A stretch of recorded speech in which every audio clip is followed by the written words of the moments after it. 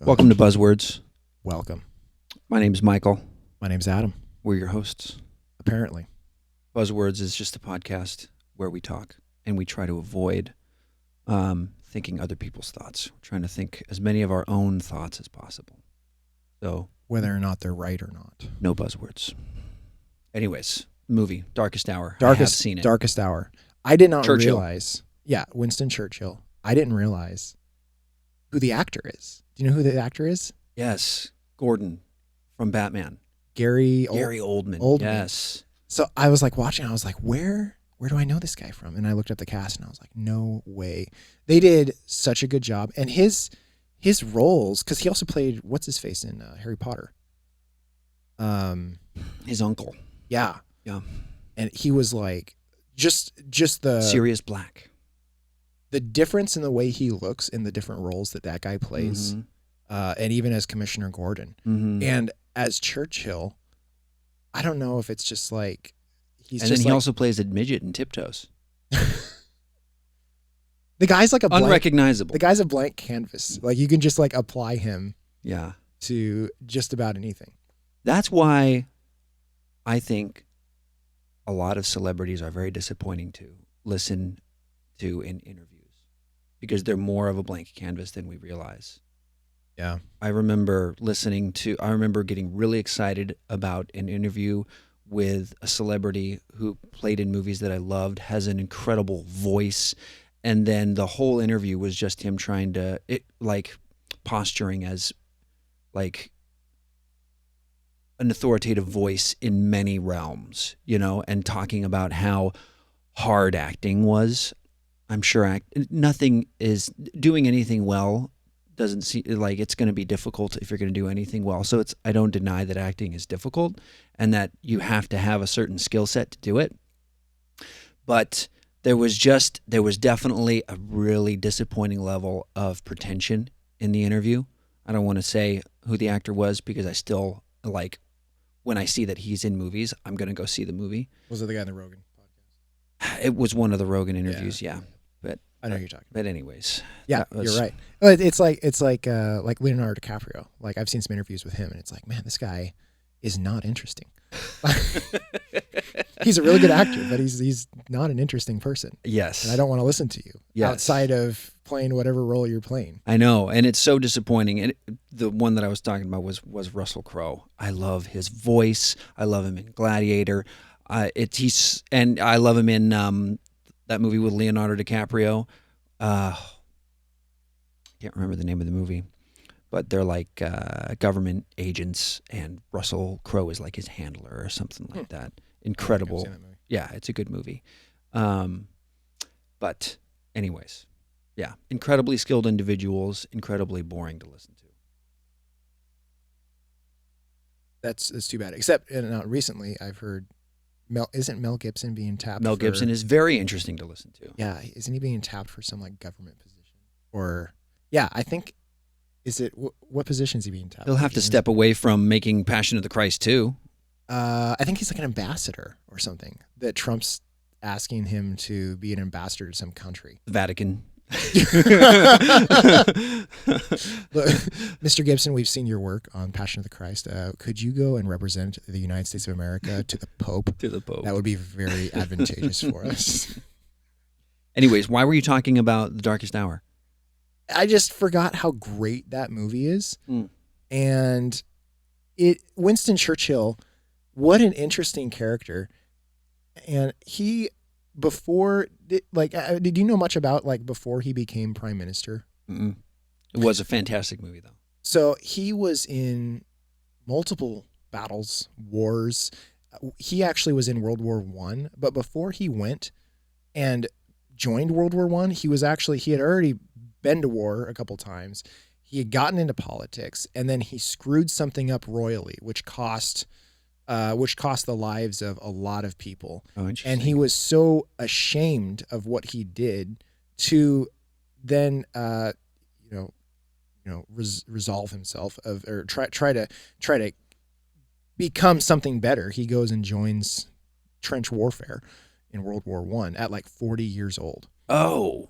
And he goes and just joins up with a group and starts killing people. Okay, so he was involved in politics, made an incredible error, and then at the age of 40, his midlife crisis was to go into trench warfare. Pretty much. Yeah. I'm having a midlife There's crisis. Thank God there's a war. There's some quote from him, and I'm misquoting him terribly here, but it's something like, you're never going to experience the thrill of being shot at, like being shot at and them missing you is like the greatest thrill you're going to have in life. So somebody was talking to me about Patton, and he was in World War II. Oh, yes. Yeah, okay. Mel Gibson is surprised. President-elect Donald Trump named him a special ambassador to Hollywood. To Hollywood? Well, I guess that makes sense. Special ambassador to Hollywood. That's funny. We need somebody who speaks their language. Mel Gibson. But Patton was like in the middle of, his campaign in Europe, and then it was like snowing and all the soldiers were miserable and tanks were rolling through, and he just has a moment and he looks around and he's like, God, I love this war. That's so cool, but also so sick.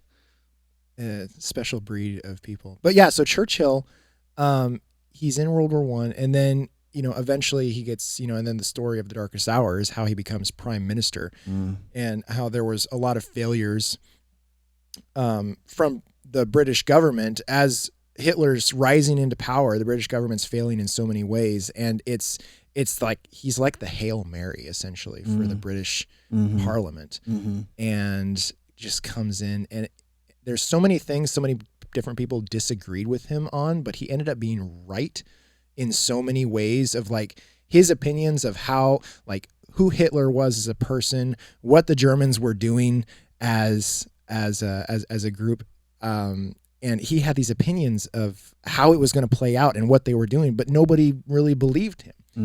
But it ended up like he was right, like in everything, and he was like the perfect person for that moment in time. And because they had to ditch him right afterwards. They did ditch him right afterwards. I think he went, and then after he actually went to the United States. I can't remember where he did some tour in the United States, and he was the first person to speak out against Stalin after World War II had ended, because nobody had really kind of come down hard on the communists yet, and he was the first person to openly speak out against Stalin, and ended up being right then as well. Yeah. So I think it's cool how Churchill, that movie kind of highlights how interesting of a guy he is. But that guy, and I think so many other people in that time period, basically everybody before our generation, lived so many different lives within their life. Like between Winston Churchill, another person that I love reading about is like Teddy Roosevelt. There's so many adventures, there's so many aspects to their life that could be an entire life in itself. And they have all these experiences leading up to their death that I could only wish to experience. I think that's a kind of person that still exists. I think, not to stroke your ego, but I kind of see you that way. Where I feel like those people, I feel like you admire them because they are people who are deeply passionate all the time. And if they don't have something to pour that passion into, they get depressed. Yeah, that's you, right? Yeah. You don't have something to pour yourself into, you get depressed. Dude, like legitimately depressed. Yes. Yeah, I think you're like Teddy Roosevelt. I think Teddy Roosevelt was probably depressed when he decided to go hunting in the jungle or whatever. Didn't he on these wild hunting excursions and everything? And he wasn't he famous for being a president? There were no wars. He didn't get to fight any wars, and he kind of regretted that. That was something he was hoping to lead the country through. He had Teddy Roosevelt definitely had the experience to definitely lead us through a war. He was a rough rider. He had gone on multiple safaris and all sorts of crazy expeditions that we could only dream of before he became president, and even after he was president. But Hmm. yeah, he never was involved with an actual conflict. Yeah, I don't That I think think I that I don't know think of. those. I think there's plenty of those kinds of people still. You think so? Yeah, yeah, absolutely. I think there's plenty of people. I think there's a lot of people that seek it. Musk will be remembered that way. Probably, yeah, Elon Musk. I think that, but like for me, like I seek it not because it's like a necessity. I seek it like because like Teddy Roosevelt and Winston Churchill, everything they did was a necessity to the moments that like they were called to action in those moments. And Hmm. I think everything that I do because I want to be called to action or I want to live an adventurous life. Right. But see, that's what I'm saying. I think the world is still full of characters like you, but then those moments will come up, and those characters will be present somewhere. Hopefully, I think that there's a lot of men and women in the world who are just incredibly passionate people, and they want something consequential to be involved with, something that is weighty and important and requires all of them. You know, and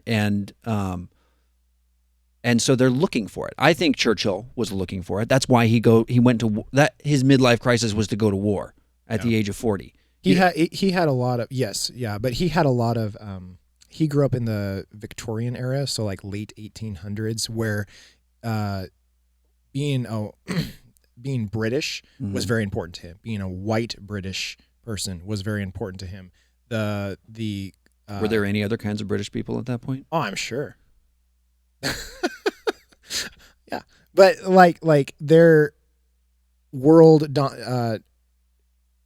dominating the world, basically expanding the British Empire was very important to him. So everything he did and everything he became a part of Mm. definitely was probably influenced by his desire or in his convictions to expand the British Empire. And so I don't know if it was like him just like wanting an adventure versus him feeling obligated because of maybe his Both. uh, It's got to be both. you know It's got to be both. being the high status in British society. There's probably an obligation to your privilege to help people and do things that you deem worthy for the cause.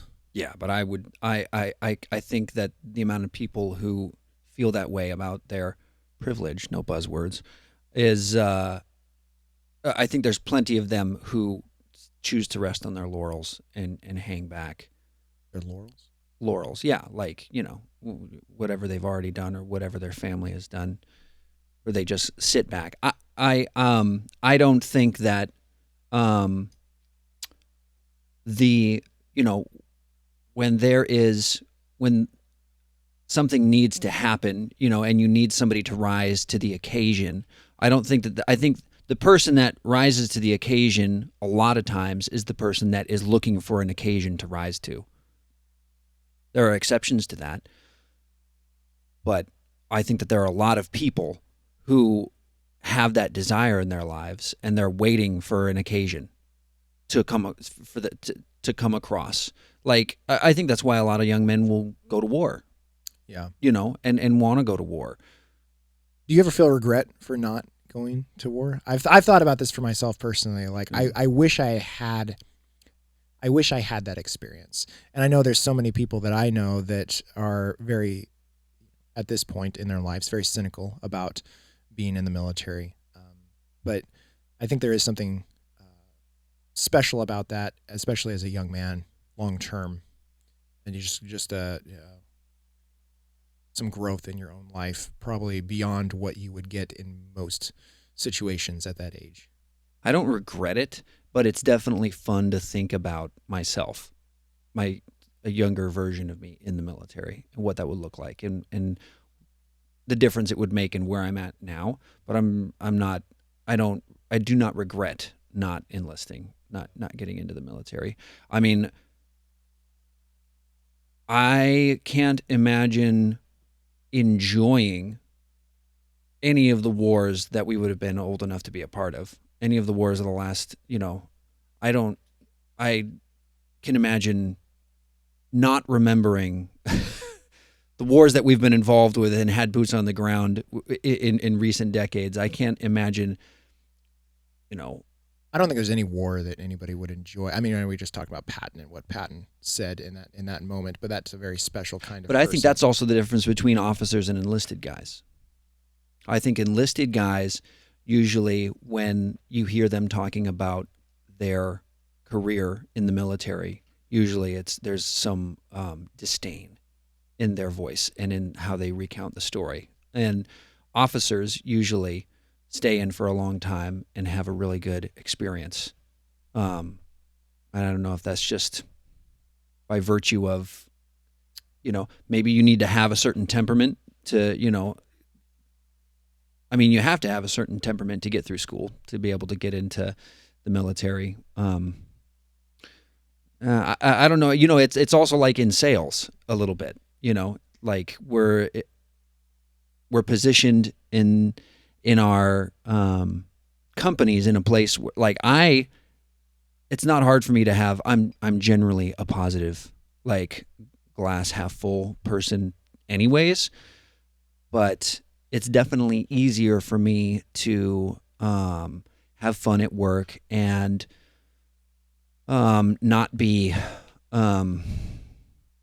spiteful of the things that I have to do, and kind of view the industry that I'm a part of negatively, because 9 times out of 10, you're not standing in the rain. I'm not standing in the rain. I am not fielding, customer, residential calls or anything like that. It's like I'm talking to other high level individuals, and it is stressful. It's not that it's not stressful, but I have a very positive experience at work, and and you get paid well, which is I get probably paid another well. reason officers probably stay in a lot longer than yeah, enlisted guys. Is yeah, long. I mean, you got to be in get paid to get paid what an officer gets paid. I think as an enlisted guy, you got to be in for a while to at least be able to sustain a family long term. Or you have to have that kind of like joint income, like two enlisted people getting married. I know a couple folks that are married and enlisted together, and I think they make enough to get by. Yeah, I've thought in the past of, I wish I had joined the military. I wish I had had kind of that adventure in my life, because as I'm not old, I'm only in my mid-30s, but as we're pushing forward towards this inevitable end that we're all going to have to suffer at some point, I'm kind of like what I was saying, I'm seeking out adventures in my own life. So like starting jujitsu, or we were talking about shooting, or my love for hunting, or getting outdoors, helping my kids grow up. I'm looking for these like ways to make my life seem meaningful to me, and leave some sort of legacy. Because when you look at people like Winston Churchill, you look at people like Teddy Roosevelt, they're going to be talked about long after we're dead. And I can only hope that I'm able to have an adventurous life like that might be talked about by at least my family, or right after I pass away. Yeah. Yeah. Sometimes I think a lot of us get one or the other, where you're going to have people you don't know speak well of you for a long time, but that may come at the price of your family. Maybe not having a family, or your family not having as nice things to say about you for a long time. I think that the trade-off is kind of a no-brainer for both of us. I'd rather die in obscurity and have my family remember me. Well, I'm fine with the people who knew me remembering me well, and then being forgotten after that. That's fine. Yeah. Yeah. I think that legacy is an interesting thing, because I think it's overrated. I think a lot of people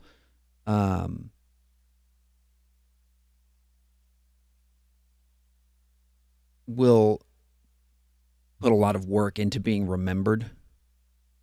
And it feels like grasping at straws, because it's not going to be very long afterwards till the only people remembering you are people who didn't know you. You are not remembered.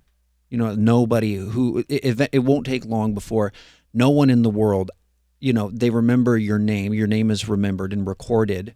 Your deeds are remembered and recorded, but you are no longer known. Yeah. So it's not like you and I are familiar with the name of Alexander the Great and Winston Churchill, but he's not remembered By his family, by his media. yeah. So if he left a bad taste in his wife's mouth or in his children's mouths by the time he died, I'd say I'm thankful. I'm thankful for what he did. I'm glad the Nazis lost, and I'm glad for the role that he played in that. But I wouldn't choose a life of global impact at the price of, and I don't know what his relationship was with his family. If he got both, then that's a home run. If you can impact the world positively and then your family remembers you well, as a father and as a husband, or or as a sibling, then that's a life well lived. But fame is overrated. Did you watch the when Trump was during the inauguration stuff? Did you watch the part where all of his family was sitting behind him as he was doing another one of his speeches, and like they had all the kids and everything behind him? Uh-huh. It was interesting watching them because you could see kind of on their faces there is so much support for Trump, and he has his legacy long term is going to whether you like him or not, he's going to have a legacy in our country long term. But you can see the faces behind. It's like his son or his grandson or whoever had that oh, come on, Grandpa, stop talking. Oh, really? Yeah, they kind of like that blank stares. I didn't notice we that. have to be here. I was watching a lot of those kids behind him, and it seemed that the mundaneness of life that they were used to. Whether what we see is this legacy being born. What they see is Dad got his job back. Yeah. But yeah, that was kind of interesting. Speaking of legacy, you're starting one as a new dad. How's that going? Awesome. It's the funnest thing ever. Isaac is Isaac's 8 months old, and it has been the coolest and funnest thing to. It is kind of mind blowing, like when I wake up and he's smiley and happy and adorable, and he's not crawling yet. But it is something that is just like so sweet and gratifying. It just feels like your heart is filled with just like, this is good, this is important, this is meaningful, and it's been a lot of fun, and it helps that I have a great wife who takes care of him while I'm away. Did you have any expectations of being a dad, and versus what now 8 months later? Is there anything that you weren't expecting? I don't know if I went in with any real thought out expectations. I think what I had was more akin to hope. I have hopes as opposed to expectations. I guess, yeah, because I hope. Well, I have expectations of myself. I didn't know what to expect from Isaac outside of I wanted to keep him alive. I hope I can keep him alive. I hope we can keep him alive. Did we feed the child? Yeah. I hope we can keep him alive. And I hope we can set a good example. I hope, as opposed to maybe I expect it to feel this way or that way. It feels good, and I hoped it would. I'm starting to feel the weight of it too a little bit, as far as the importance of what's happening, of this little life. Because right now it's just baby sounds, but it's developing, and there's a lot of mystery. There's a lot of really fun exciting mystery with him because, I know what he looks like right now. He's absolutely adorable, but I always, I can't wait to see what he's going to look like, when he's a man, what his face is going to look like. I'm excited for I know it'll be a gradual revealing, but Surprisingly, like looking back on our kids' pictures, surprisingly similar. between baby pictures and what they look like now. Yeah, you look back and you're like, well, I mean, they had a little more baby fat, they had a little less hair maybe as a child, but then like with Sarah, her pictures back then versus now, it's like, well, of course you look like what you do because that's kind of what you looked like back then. Yeah. And I see that with all my kids. Yeah. Yeah. As the expectations, I am just learning now because we're now at the stage we're moving to this different time with our kids now where it's not all babies and everybody does have personalities. No babies. No baby. Well, Teddy's 3. Is that a baby? That's a toddler. I don't know. Preschool. He still poops his pants. Babies don't walk. Well, he still has That's my pants cutoff. accidents. So we're not quite out of those woods yet. I don't know if. Anyway. Something though that I did not expect and that I'm just kind of coming to the realization now over just this last year is that, and I don't know why I didn't expect this, but every child is different and my ability to connect or not connect with the individual children varies differently depending on the child. So like I can't just have like a blanket like dad's personality can just, blanket across all children and they all love and adore or not love and not adore me the same. You have like those individual relationships mean you have to adjust a bit of I have to your adjust approach. myself to each child. I'm kind of realizing that with a couple of my children.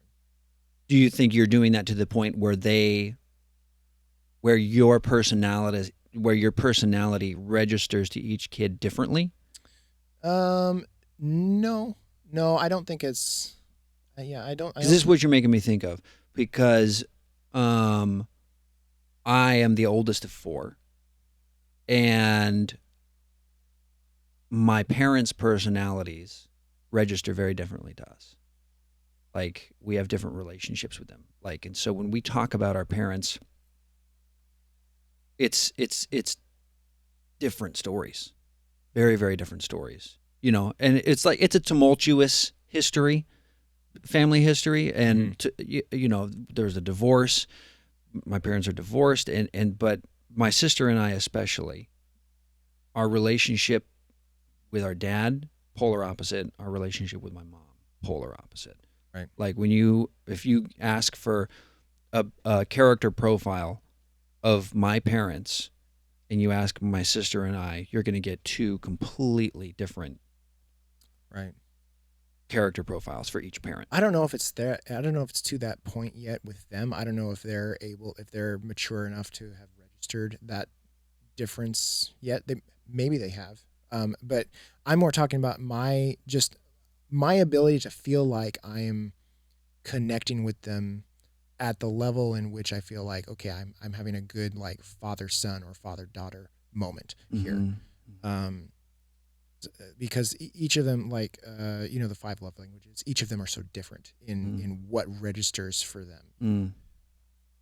I have one of my kids that like, if you come up and you snuggle the child's like, yes, yes, this is what I want.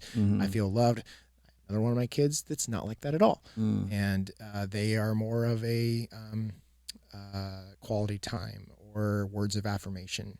And I have to register that with the different kids. I can't just come up and start snuggling one of them because they're not going to respond. They actually might respond in kind of a opposite way, like get off me. Right. So, I'm a snuggler. You're a snuggler? I'm a snuggler. That's good. Yeah. I like to hug and snuggle Is and Mary kiss. a snuggler? With me.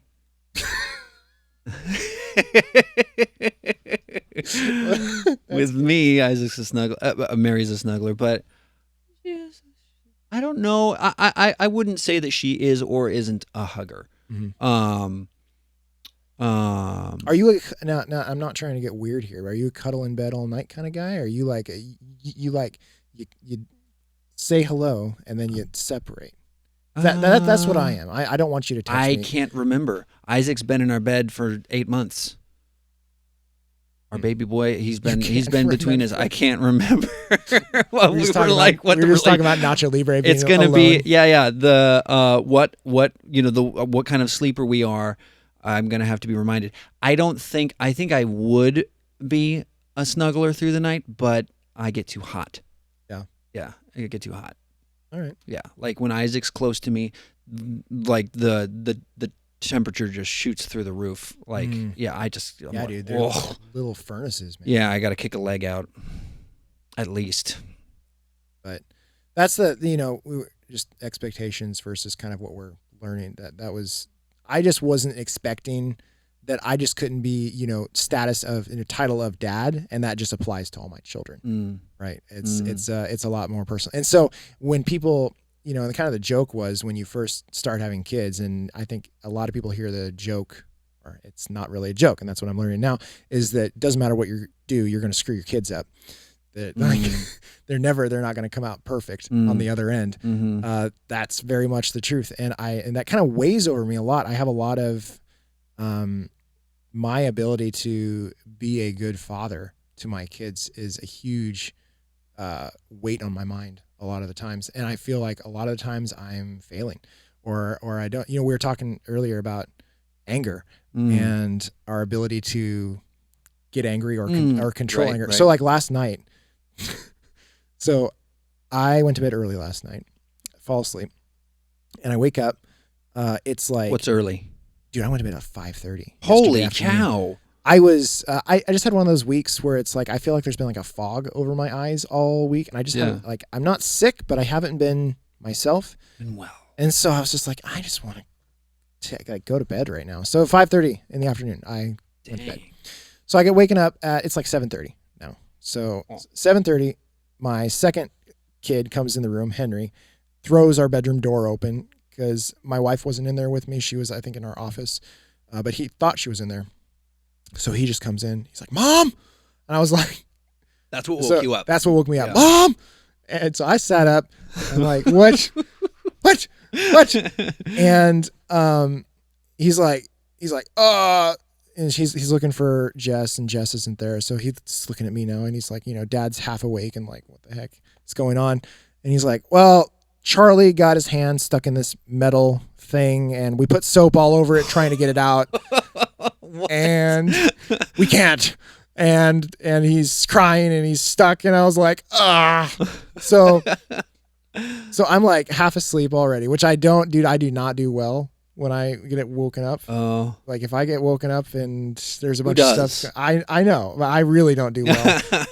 So I go out to I go to their room, and I look at Charlie, and he's got this, like, what are those things called? They're like little Proctor triangle things that, like, you do measurements and stuff in like math class as like a kid. Sure, yeah. So it's square. A square. Yeah. Okay. So it has all these holes in it. It's square, right, James? A protractor. Is it rounded? No, it's not rounded. It's just it's a triangle. So yeah, speed square. What does it look like? A triangle. What is it? A square. Very confusing. It's true. Anyway, but it has all the circles in the middle of it, little holes.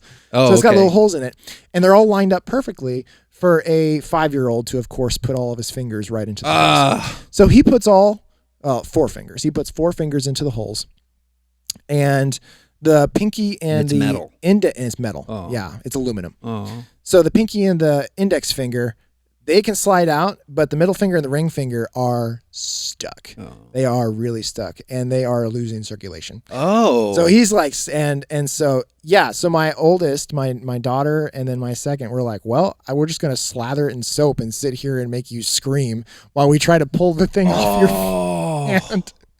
So I go out there, and I'm like, and he's crying, and he's freaking out. And the more you cry, the more you freak out, your blood pressure goes up, swelling is increasing. Oh. So I'm like, oh my gosh. So I bring him inside. Now, that I worked in the ER for like close to 10 years, and I think I have I have legitimate some sort of PTSD. Like I don't handle those situations like I used to. I used to be able to handle those situations very well. If there's an emergency situation, there's something messed up my cortisol levels. I don't know. I don't do well in those situations anymore. Emotionally. Yes. So my initial response to that situation, foundationally, it was fear for my child. It was, but it came out as anger. But I didn't mean for it to come out like that. So I was upset. I brought him inside, I put him down, and I think part of that too is, he's in pain. He's 5 years old, but he's fighting me. He's like, he doesn't want me to look at it. He's pulling the arm away. And I'm like, dude, I need to look at your fingers right now. Yeah. And he's getting more emotional and crying. And I'm just like, So I get my wife, she comes in, and my wife starts to, I have like a plan in my head. This is what I need to do. A, B, C, this is what I need to do to get my son out of this situation. So I'm not, he either doesn't cut his finger because he's trying to pull this thing off his finger, or he, starts losing circulation, and then we have to take him to the emergency room. So I don't want that to happen. So, and I didn't communicate this with my wife, but I just wanted her to sit with him, calm him down, but I didn't communicate that with her. So I'm like, all right, so I got to go find all these tools to get this thing off him. So I go to find the tools, and before I know it, she's also off trying to find tools. So the child is by himself sitting in our kitchen screaming. And it's like, my wife, and I'm out here in our, I moved a bunch of my tools around to a different shed about a year ago. And so all my tools aren't organized. They're in boxes. It's kind of like an in-between. I'm waiting for a new like tool shed, right? Yeah. So I'm like sifting through all these boxes, trying to find tools. And in the middle of me sifting through the boxes, like my hand slips and smacks into like a shovel that we have hanging on the wall. And so it hurts. And I'm like already upset. So I'm like, 4-letter words to the shovel real quick. And I didn't realize my wife's behind me, and I'm like throwing boxes. She's like, so she's backing away. So she goes back in with the child, and I can't find my tools. So luckily, I go back inside. I'm like, oh my what God. tool were you looking for? Like tin snips. James has one sitting right out here. I wanted like a pair of tin snips or like wire cutters or something so I can cut into this metal triangle thing. And I just couldn't find it. So luckily our in-laws live next door, and Mr. David Carlson bailed me out with a pair of tin snips. Nice. So we were able to get it off his finger and with the snips. But then afterwards, Jess comes up to me and she's like, she grabs my face and she's like, he's okay. And it was like in that moment I was like, all right, all that like anger that I expressed, that my son saw in that moment from me, it was just my fear for him. And in that moment I was like, oh my gosh, I have failed as a father in this moment. Even though my wife says I didn't fail, that everything's okay in the end. In that moment, the feeling was, why did I show my child that? Why did that emotion come out? And I find myself doing that a lot with my kids, in that a lot of my emotions have a front of anger initially, but that's not foundational how I'm actually feeling. But for some reason, that's just what comes out a lot. And it's not like it's not like abusive anger, but that's like, dad reacts, dad shoots first, asks questions later. And I think that happens a lot with a lot of my interactions with my kids. And so that is, an expectation.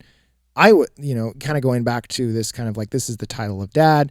This is, all my kids I'm going to be the same to all my kids. And I just have to regulate myself differently with each one.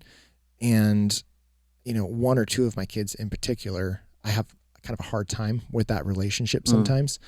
And a lot of my, I think they see a lot more anger than they should out of me. I don't know where I was going with that. I had an issue with anger yesterday too.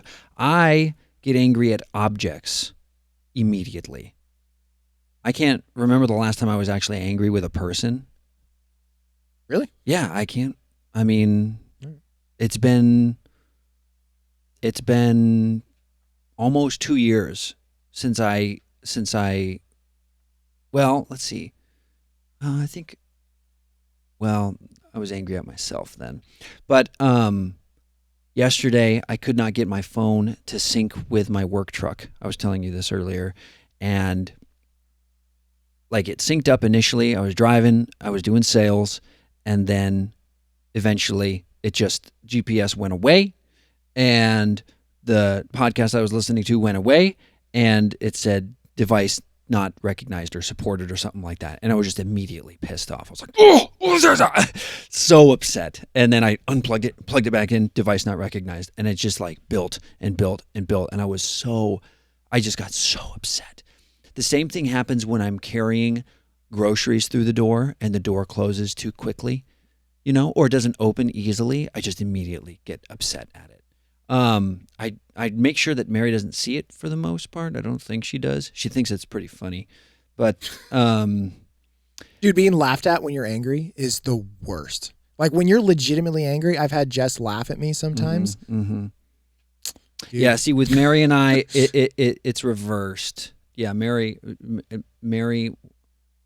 Well, no, actually, I wouldn't. I think laughter's a key part of our relationship. That's one of the reasons Isaac is named Isaac. Isaac means laughter, and that's our response to each other for a lot of different things is laughter, and it's welcomed at this point.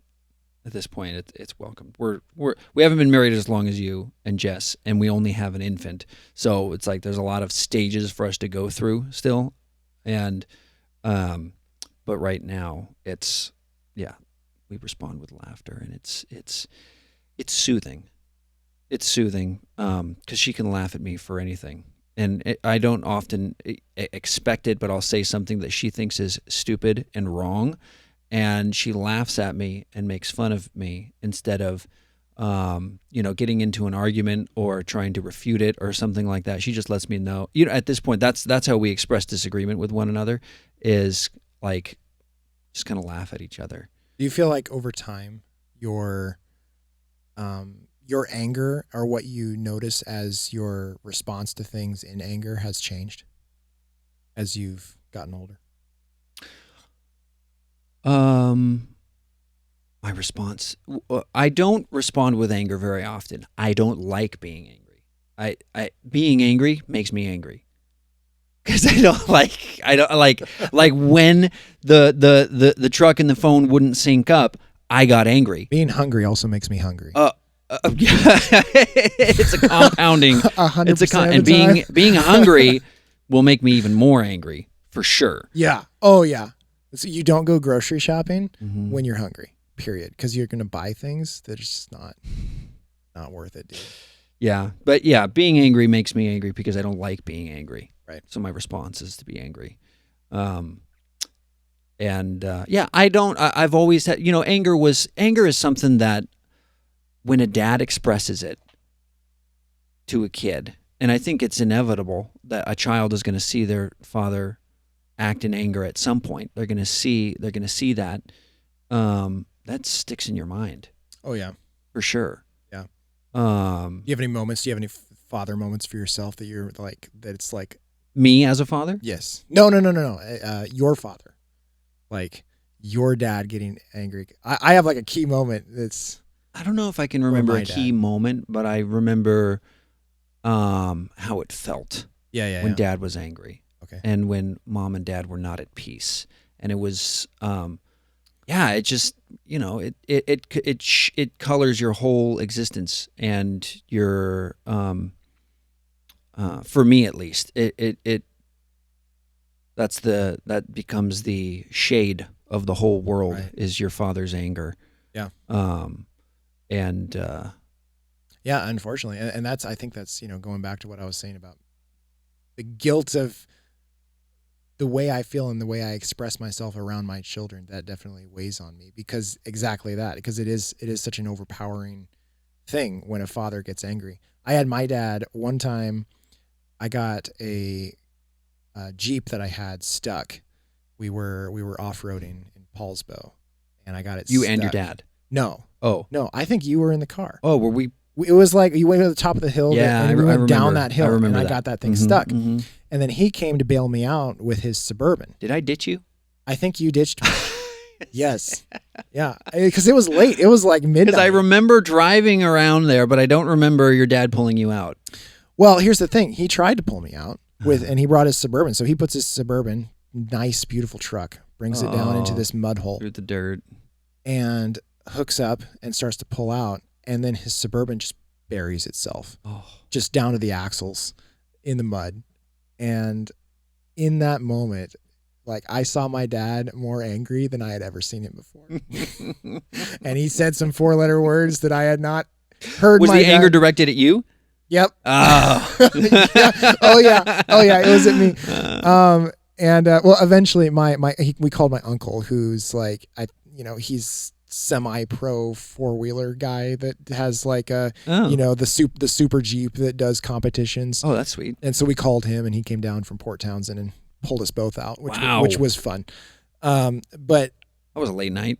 It was very late night. But in that moment, I remember, because my dad blew up and then later apologized and came out and said that was wrong what I did. And so I think that's something that I've definitely taken from that moment with my kids. Yes, I do express myself in anger a lot, but I'm not above going to my kids, sitting them all down and saying how I responded in this moment was wrong and I'm sorry. Yes, and I do remember that. I remember that both of my parents did that. They whenever they acted in anger, that was a theme that was present.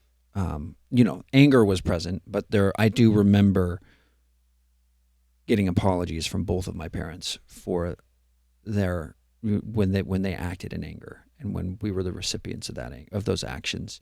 I remember as a kid thinking, like, it was kind of mind-blowing to see your parent apologize to you, because it in that moment, they kind of,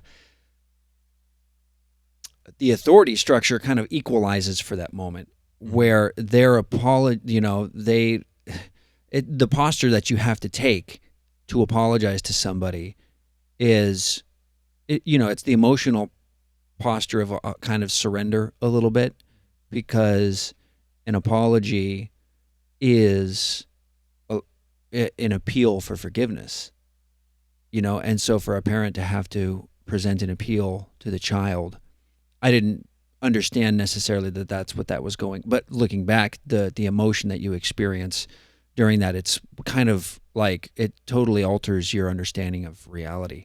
Yeah. When this person who, like, your parents are the structure of reality when you're a kid. Like, they represent the philosophical, emotional 4 walls of reality, and when you see them take a posture of asking something of you, and it's like your forgiveness is something that can be demanded of you, but you don't have to forgive somebody. You can even lie and say that you forgive somebody, but you don't necessarily. And in that moment, as a child, to have your parent ask for forgiveness, it's kind of like, that's a moment where the power, it's totally flipped around. Yeah. And it's not like you lose respect for them. Some people might. I didn't lose respect for them. I gained respect for my parents when they did that. I think it's almost a catalyst too for the other person that has to forgive at that point to potentially grow in that moment. Have you watched later seasons of The Chosen? No. There's and I love how they did this. They were expressing the relationship between Peter and Matthew, and because Matthew, as the tax collector, earlier in the season, screwed Peter and his brother out royally.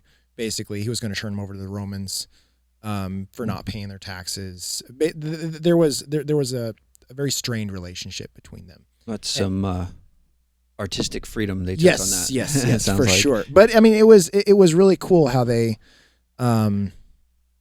portrayed this kind of strained relationship between Matthew and Peter, and the whole episode was about apologizing or realizing that you do need to apologize for something. And then the forgiveness, because when Matthew ultimately he goes to Jesus and says, "Why do I have this strained relationship with Peter? I didn't do anything." And Jesus points out, the initial sin that Matthew had done to Peter, and Peter is holding that, whether he realizes it or not, is holding that against him, and tells Matthew, "You need to go apologize." to him. Mm. And Matthew doesn't want to because he doesn't know what Peter's response is going to be. And he's like, well, that's up to Peter at that point. And so Matthew goes, and Peter's initial response is anger. Mm. He's like, it's not forgiveness. It's not a moment where he's like, okay, well, thank you for the apology. He's not any of that. He just blows him off. And then then Peter has to then go to Jesus and kind of work out, oh, he's apologizing for this, but I don't want to do with that. I can't do anything with that. I'm so angry at him for what he's done. And then it turned into a teaching moment for Peter that he has to forgive. And when that forgiveness happened, it was like, dude, I always cry on those episodes. And that was like the crying moment in that episode, right? Is when they embrace at the end. And it's like, the apology has been made, the forgiveness has happened, and the relationship can then flourish. So I can only hope that is what I continue to have time and time again with my kids as they continue to age, and that they don't get to the point of graduating high school and look back at their dad as just this angry brute, but I am able to constantly be asking for that forgiveness from my children, because I'm hopefully needing as little forgiveness as possible. Hopefully, but probably not. I think, I think parents that take the stance of I'm a parent and I am the alpha and the omega, the evening and morning star, because I think I think there's probably a lot of parents out there that don't have those conversations with those kids and That's don't. The because I said so mentality. Yeah. And I think, my only response to my inability to parent at times is asking for forgiveness and having those very real conversations with my kids, whether or not they can appreciate them or not, or understand them fully or not. I still need to have those conversations with them. Yeah. I think that there's a lot of value to being humble enough to apologize to a child. But there's also that's only going to be a tender moment so many times, if you are apologizing for the same thing a lot, it starts to grate. Yeah. You know what I mean? And the process of genuine apology starts to become, if you're repeatedly, you get sick of, if you think the person, because repentance, asking for forgiveness, also implies that there's going to be a change of behavior, Right, but I mean, going back to what even Christ's teaching on forgiveness is how many times do we forgive? And right. Ultimately, it's an infinite amount of times. That's not to excuse me as a parent. And I think that's what we're called to do as when you're in the position of forgiving somebody. But if you're in the position of repenting and asking for forgiveness, that teaching doesn't apply the same way to you. Right. Like, how many times does my brother have to forgive me? It's like, how many times do they get to forgive me? That doesn't work that way. You know what I mean? Nobody asked, how many times can I offend them? How many times can I do this? And, just apologize and they're cool with it, kind of thing. Right. And there has to be definitely, if you're apologizing for the same thing over and over and over and over again, and it's not changing. Yeah, there's obviously needs to be change on your end as well. Yeah. But do you feel like doing certain things, like when I watch YouTube too much, I'm more prone to anger? Yes. Do you think that you're more prone, yeah. I feel like consuming social media, for me, what I'm doing is I'm replacing my own thoughts. I'm outsourcing brain work to YouTube or to whatever social media I'm on. And so my brain is but it's I assume that it's like a passive activity. I'm being passive, but it's not. By the time I'm done binging YouTube or something like that, I feel there is a kind of exhaustion, But yeah. It's like this emotional fatigue that does totally set me up to be pissed off Yeah. for no reason. There's like no mental space left for anybody else's issues. Yeah, and then my or- wife asks me a question, and I'm kind of like, I don't even know how to give an intelligent answer Right. right now. I don't feel like, because it requires thought. And I just spent, an hour, 2 hours not thinking, allowing YouTube to do my thinking for me. Yeah. And so, yeah, it totally sets me, it makes me less patient, Yeah. less It's kind, not even less like, thoughtful. it's not even, it doesn't just set me up whenever I'm like doing something like watching YouTube, and I hate how it can suck you in for as long as it does, but it not only sets me up to be more angry in certain situations, but it just deviates me away from every other thing, every other goal that I potentially have in my life. Cause you get done watching a bunch of YouTube, and it's almost like you feel dirty. And, kind of going back to the beginning of this conversation, we were talking about, things you want to do in life, a legacy you want to live, leading kind of an adventurous life. Mm-hmm. YouTube's completely taken us away from that. Mm-hmm. And, I get done watching everybody else have adventures on YouTube, or at least, supposedly setting up adventures that they film on YouTube. And I get done and I'm like, well, what have I done today? I have been sitting in my underwear in my bed on my phone, yeah, watching other people do stuff. And it just, gosh, that's my, when you said there is still people that live those lives, I think, yes, you're right that there is, but I think there's probably a lot less, because I think we're going more and more in that direction of just, we do a lot more intake of media versus output of action or output of adventure in our own lives. Mm-hmm. Consumption as opposed to production. Yeah. Mm-hmm. So I know for me, it's very hard to regulate many aspects of my life, if that is a prevalent part of my life, like YouTube or watching a lot of movies or. Yeah, that's the one thing, even now, to harken back to parenting and how that affects that. Isaac's 8 years old, but when months, 8 months old.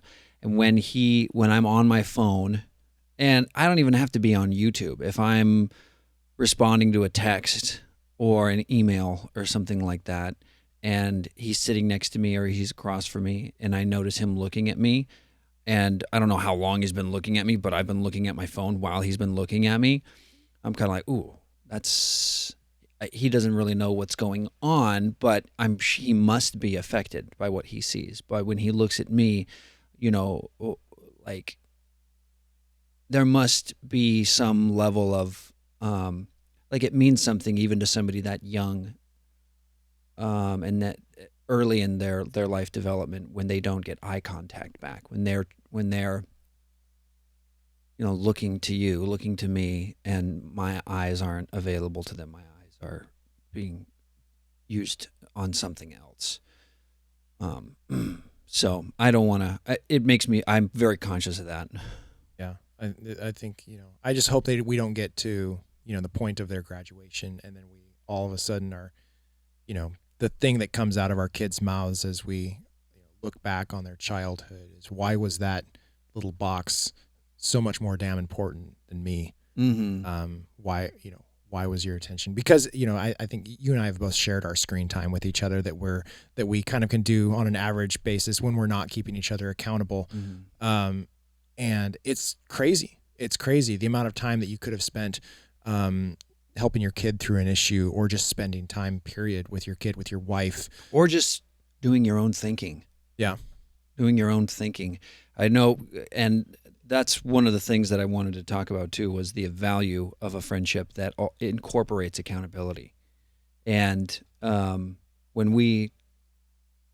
can't remember how we brought it up, but we were talking about work and how YouTube is something that's interrupted our work from time to time. Right. And it's just like, I can't remember which one of us came clean first, but there was definitely a moment of like, I could be doing better. And I think the way I could be doing better is consuming less video content on my phone. Yeah. And the other person was like, Well, I think because we at the end of that moment, we were like, well, how much are we actually consuming? And then we started looking for like screen time on our phones, and mine was like 50 hours in a week. morning, noon, and night. It's like, in between sales calls, in between emails, in between doing stuff. It's like, I don't know. I'll turn a YouTube video on here or there, and man, it adds up quick. Time, like you said, that could be just spent even in your own thoughts, thinking your own stuff, and not needing to be consuming in that moment. Yeah. Even just being quiet is a better use of time. So yeah, and ever since we've started keeping each other accountable, it's, I'm still, I think we've both kind of found other vices, unfortunately, that we need to, that we still need to dial back on. But it's been an incredible shift. I know for me, not being on YouTube as much. Yeah. Yep. Yeah. And my screen time went from, I think it was between 4 and 6 hours a day down to like, at one point it was like 9 minutes on average a day. I think I'm up to like 40 something minutes on average a day now. Yeah. So I want to get that back down, but that's been really good. Thank you. Thank you for that. I think looking back on some of our fondest memories as friends or even just as individuals, it's amazing, like back in the early 2000s when we didn't have those devices, and how many meaningful and foundational moments in my own life was probably because I wasn't distracted by a device. And I want more of those moments in my own life.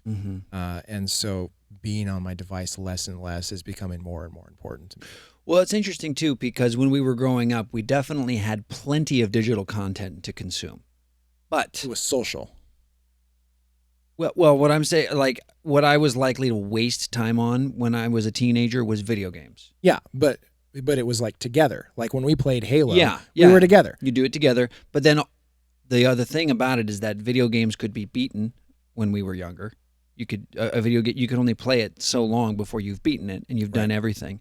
Whereas with the advent of the eternal scroll, where most websites, you just keep scrolling. You don't have to ever go to the next page or anything like that. You can't beat Skynet. Yeah. At all. Yeah. Yeah. Well, and that's the thing. Video games are made to be played forever now. Yeah. It's not, I think our best video game days are behind us at this point. But from what I understand, I don't have any video games days anymore. Same. I can't remember the last time I played video games. But I remember when we played, you could beat the video game. And then if you wanted to keep playing, you had to start it over. Right. You had to start it over. And so it was kind of like, okay, we could play video games again tonight, but it's like we've beaten the video game. So let's go out at 2 a.m. and climb a water tower instead. Don't incriminate us. Yeah. Yeah. Or go off-roading. Or something. Do something physical with our bodies. Get out.